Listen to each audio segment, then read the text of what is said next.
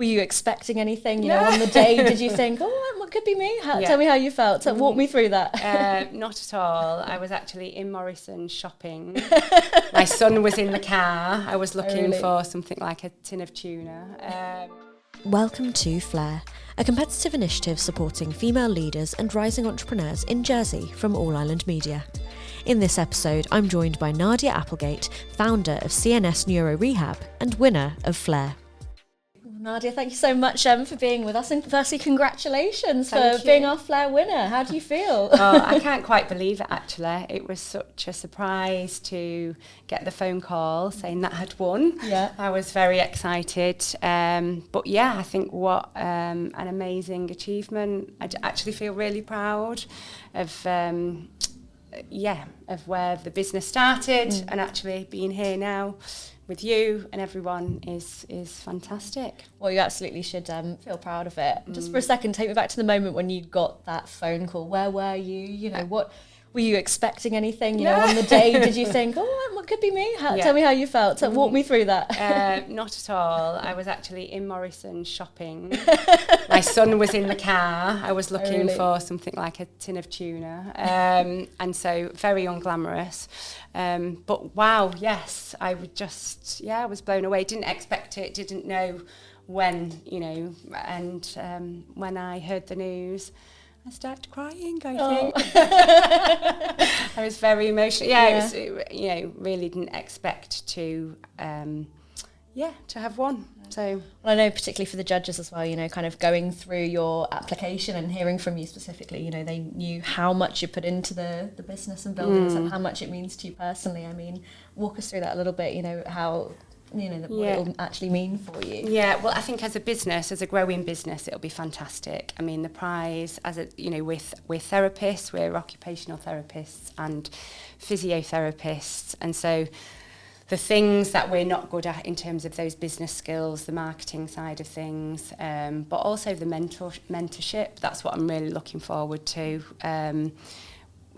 Starting the business in 2019, started as a sole trader and actually it's gradually grown, and we've got a fantastic team now of therapists with us, but it's the other things really. So doing the therapy and being a therapist is what we're good at, hopefully, but it's all the other side of the business skills that when you do have a small business, it's those things that just having that support will be fantastic for us at this stage of where we are. Well, I mean, it's clearly been an amazing journey, as you say, kind of starting off in 2019 and moving to now. But if we can just go a little bit further back in time, I mean, tell me a bit about yourself as a kind of younger person, your drivers, and, what kind of took you into this career path? Yeah, well, I think I've always enjoyed sport and exercise. So I used to play lots of hockey and netball throughout school and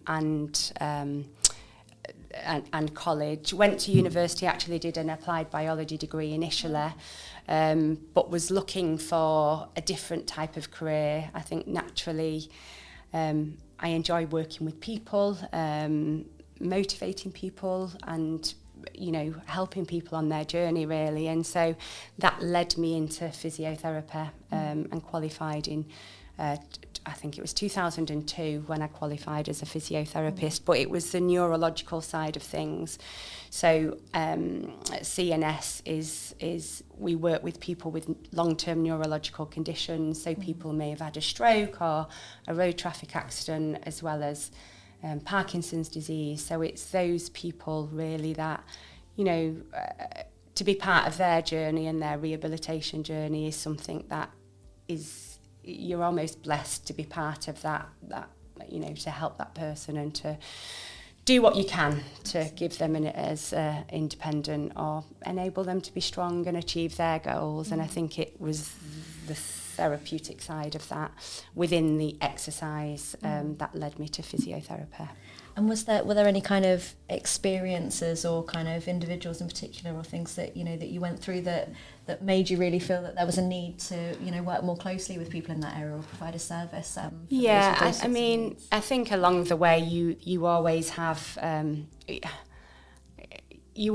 certain people. I think whatever career or whatever area you end up working, there's always a few people along your journey that you know, that mean a lot, and there's definitely a couple of those I can bring to mind, particularly in Jersey. What led me, when I moved to Jersey 10 years ago, I was working for Headway and was approached to be Ollie Newman's physiotherapist from the UK. So he was a young Jersey musician and surfoed, had a tragic, been involved in a road traffic accident.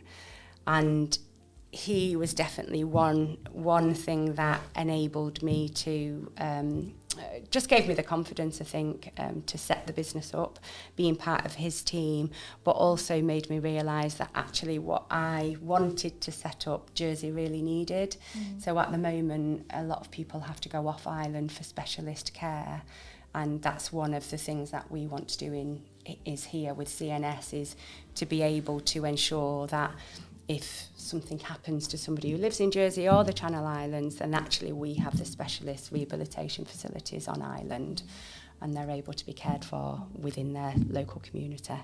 And for those who might not fully understand, I mean, of course there is that kind of, there's that medical side of things, actually working with the specific needs they have, the physical needs they have, but there's also kind of working quite closely, almost emotionally and, personally with the client to make sure they're comfortable as well. And I wonder if people fully appreciate how close, you have to be with them to build up, I suppose, some trust. There's lots of research on like a therapeutic relationship, and, that is really important. You have to, with any therapist, you have to be able to work with them and to get the best out of the person that you're working with. 100%, that's really important. And quite clearly, as you say, giving the example of Ollie, you were able to, build some very, good experiences and close working relationships to, for the best kind of possible support that could be offered. Yeah. So within his team, there was a UK team, but also it was working with the local services as well, and being part of that team, what's really important. And certainly within CNS at the moment, we've got occupational therapists and physios and rehab assistants, but there is a bigger MDT, which involves speech therapists as well, and neuropsychologists. And again, the vision in that, as we build and grow, it would be to have that full complement of the MDT as part of our services, so that we're able to offer, a proper MDT team for people with those significant needs. I mean, as you say, it's so important to be able to have that service here in Jersey. 'Cause, I mean, it could be quite distressing, I suppose, to have to go away to the UK, not least also the logistical issues that would entail as well. Yeah, 100%. I mean, the states of Jersey, they do have very good therapists as well. It's not to sort of demeanour that. They've, Samurai Ward's an excellent rehab place for people to go. But sometimes I think when somebody's needs is very complex, then it's important to have other offers for those people. And that wraparound support, I suppose, is really important as well. That must really have a benefit, not looking at things in kind of isolation. I imagine that leads to more kind of, I suppose, breakthroughs or more quick progress with people as well. Well, that's why the team is important. So it's not just the physio, not just the occupational therapist, it's actually the team working together. Definitely. And are there any kind of moments where you've really felt, wow, I've seen this kind of package come together, I'm so pleased, I can see that. For me, in terms of a really proud moment, was we had a team photo in October when we were updating our website, and having a team photo of the team members there. There was 8 of us on the photo, and that was super proud for me. It was great. It was lovely to see. Yeah. Well, obviously you're someone who, you know your field really, really well, the craft, but you've also, you've built that up as a business, founder as well, and that's quite a process in and of itself. So if you go back to kind of 2019, I mean, tell me a bit about how you made that transition and started building up CNS. Yeah, well, it was we started as a sole trader, and it was just trying to see lots of people. And then luckily, so my partner, Debbie Hill, she was working at the hospital at the time, and we were friends, so we started chatting to each other, and kept saying, oh, this is a great opportunity, this is a great opportunity. So she came on board in 2023, and actually I do do feel, I've set up the business as an older, I'm 6 years ago, so what, 44 when I set up the business, so quite an older person set the business up. But certainly I always feel as though, like for me at the time, I couldn't have done it without other people, and it's the team and Debbie's support that has enabled the business to grow actually more. And I always say I've got 3 boys, and I always say to the boys, be the dumbest person in the room, because that means that you're always learning. And I certainly have learned a lot from Debbie, and we support each other in terms of the business growth and the way it's moving. So I think that partnership has been extremely important, and I certainly couldn't have done it without her. And then also building the team as well, and the opportunity that we got at Cheshire Home. So we run the therapy services there now, and again it was starting off small. We offered them some support, and that has grown, and so that we now run the therapy services for them. So it's just in the beginning, and it's definitely taking opportunities, continuing to learn, and that's why I enjoy physio as well, therapeutic service. You're always learning, you never know everything, and you're always, it's a career where there's always things to know. I think that's such an important quality to have, wanting to be able to kind of, learn and improve as you go along, and that will obviously help with the kind of growth of the business. But, in those early days, were there ever any kind of, moments of doubt, or was there any really good advice that you kind of received to kind of, build you up and make you think, yes, I am on the right path? Yeah, absolutely. Moments of doubt all the time. Always, I think. But I think, I have started, I can't believe I'm doing a podcast. I've listened to a lot of podcasts, but, just listening to things like, not inspirational or motivational things, but just starting to read and listen to things that are about growth and about what you want to achieve, and but there's always doubt. And again, sometimes something I bring back to the kids is I always say, feel the fear and do it anyway. It's you've got to put yourself out there in some ways but it was a need. I think that I felt as though there was definitely a need in Jersey for what I'm hoping that CNS is able to provide. Definitely. And I think, that kind of confidence, but, sort of, as you say, feeling the fear and putting yourself out there, as you say, that's led to some really good partnerships. So you mentioned Cheshire Home, for example. Can you share a little bit more about that with us? Yeah, so CNS we started working with them for a few hours per week, and over the last 3 years, that's definitely grown and developed. The team there were fantastic, and so we actually started employing the rehab assistants. They were made redundant through Cheshire Homes. They decided to outsource their therapies, and we, won the contract to do that. But again, so we started that this year. So that's fantastic because we have access to the hydrotherapy pool, so we're able to do lots of aquatic therapy as well in the nice warm water, which is super. And we provide therapy to the residents there. So again, that collaboration is certainly as part of our business. It is, we do want to, I think, even though we're a private therapy service, therapy should be accessible to everybody, whether you have funds or not. And I think certainly Cheshire Homes do a very good way of doing that, and in terms of enabling their residents to have access to specialist physio and occupational therapy. And again, that's been fantastic for us as a business to be able to have that space, and it's meant that we're able to offer more services like the aquatic physiotherapy. We run different groups. We now do I Chi in the water, which is like Tai Chi, but it's in the water. So you use it's lots of sort of nice, slow, steady movements, and you use the benefits of the water to help with balance and mobility, which is great for some of our older adults because alongside the neurological conditions, we work with a lot of older adults who may have difficulty with mobility and balance issues.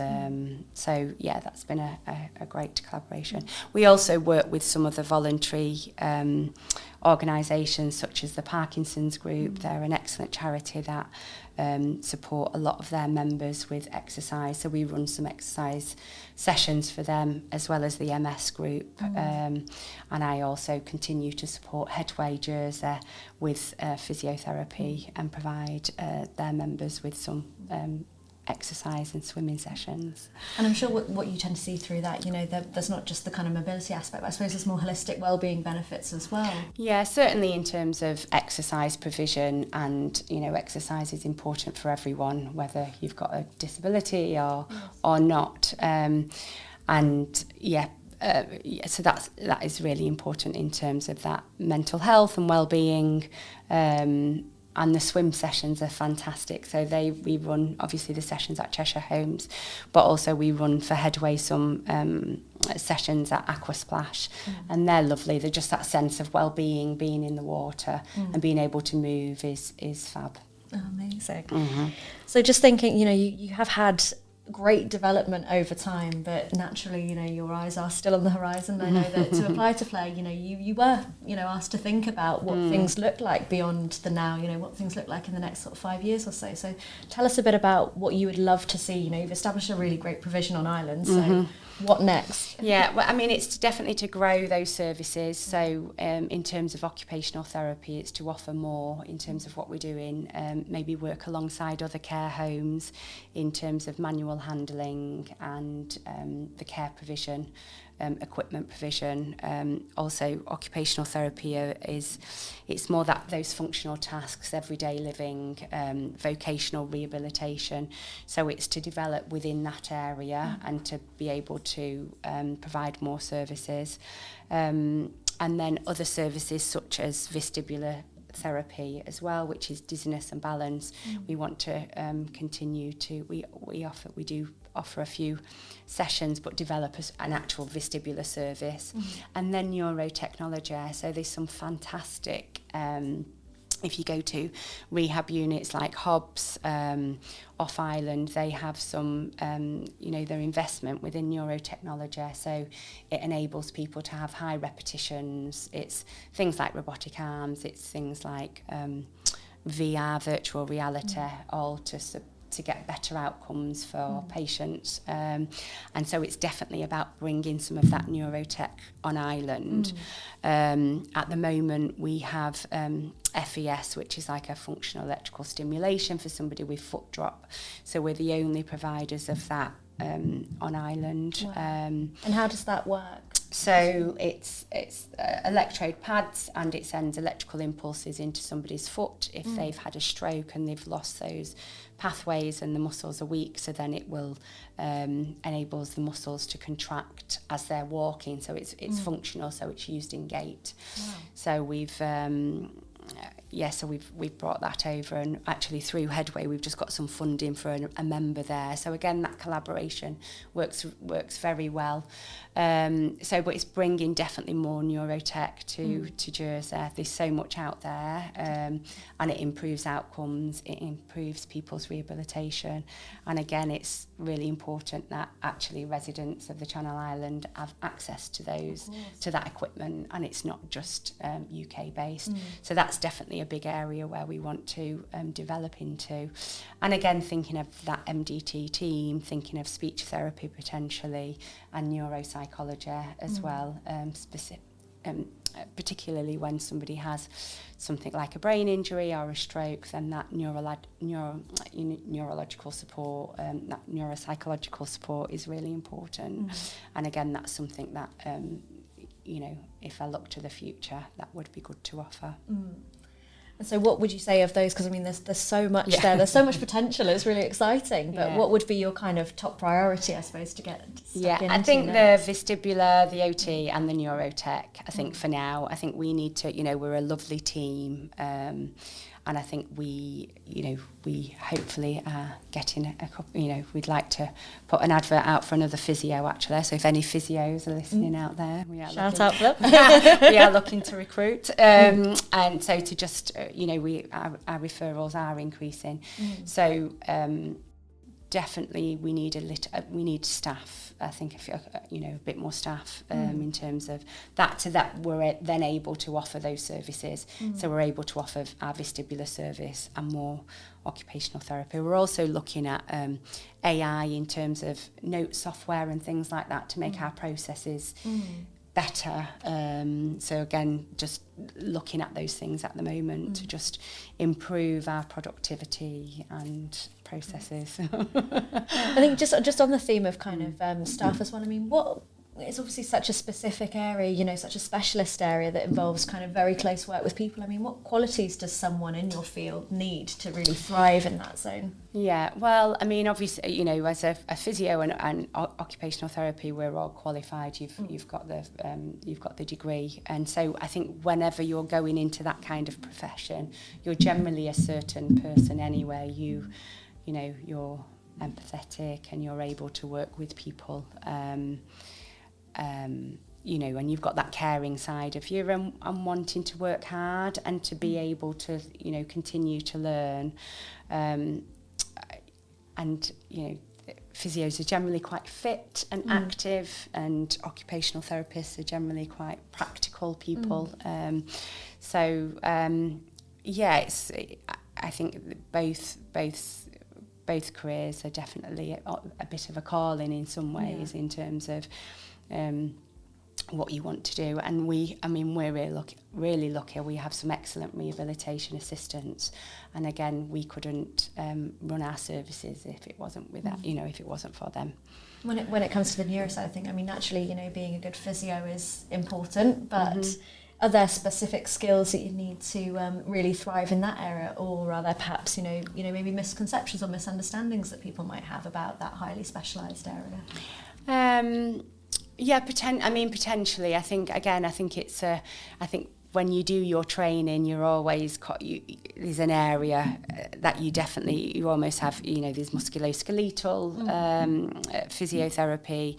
There might be respiratory, and I think when you start to train, you definitely are drawn towards one way or the other, really. And same with occupational therapy is, you often, throughout your training, you'll then spend time on different wards, surgical wards or respiratory wards, and you just end up, having a calling as to where you want to work. And for me, neuro was always the one because, you meet people not at their worst, but it's an absolutely life-changing event for somebody if somebody's had a neurological injury or event, and so then you feel blessed to be part of that person's journey, really. I mean, just kind of touching on that, naturally there is that kind of emotional side to it as well. So not only is it kind of physically intensive, it's emotionally intensive, but then for you as a kind of, founder of a business and the one who's keeping the whole show running and thinking of the future, that's another layer of kind of challenge and pressure as well. So, I mean, how do you keep balanced in all of that? I don't know. How do I know? I do know. I think I exercise. I think it's really important. I think if I'm feeling low, then I try and prioritise my exercise, whether it be yoga or running or just walking the dog, is really important. Again, I think the last few years as podcasts have got really, I think listening to things really helps as well. Spending time with the family, the kids definitely keep me grounded. I have 3 boys, so they 100% keep me grounded, and trying not to, which is hard sometimes, not be overwhelmed by something. And obviously we all have that imposter syndrome. We often all feel a little bit overwhelmed with things, and it's just trying to, be consistent, show up and do what you can on that day. You mentioned sort of imposter syndrome there, and that kind of feeling, that can sometimes hold you back. But I mean, what made you take the leap, to actually get involved in Flare? Because as you say, you know, you've not done anything like that before. You've not done a podcast before Yeah. like this, but you're doing excellently, by the way. But, you know, what made you kind of go at it? Yeah, I just saw it and I just thought, and actually it was listening to, I can't remember who it was. She was an American girl, and I'd listened to her on a podcast, and I think she was a space woman, and she was one of the first females in space, and she just kept saying, why not me? And that was her thing. And when I saw it, I was just like, actually, why not me? Why not, you know, why not give it a go? Why not me? So that stayed with me. And then I just thought, why not? Yeah, I don't know. I don't know. Yeah, I just thought it was a great opportunity. And it was definitely the mentoring side of things, and that, I mean, getting out there is quite daunting at times, a lot of the time. But I just think if you know, I want the business to be a success, and therefore I've got to keep doing these things. Absolutely. Well, I think that kind of why not principle is a really great way to sort of live your life. I mean, why not throw yourself out there? You never know what it can achieve for you, and naturally you've become the winner of that. That's amazing. Yeah. Well, thank you so much, and a massive congratulations for winning, and we're really looking forward to seeing what the future holds for you. Thank you. Thank you. Pleasure.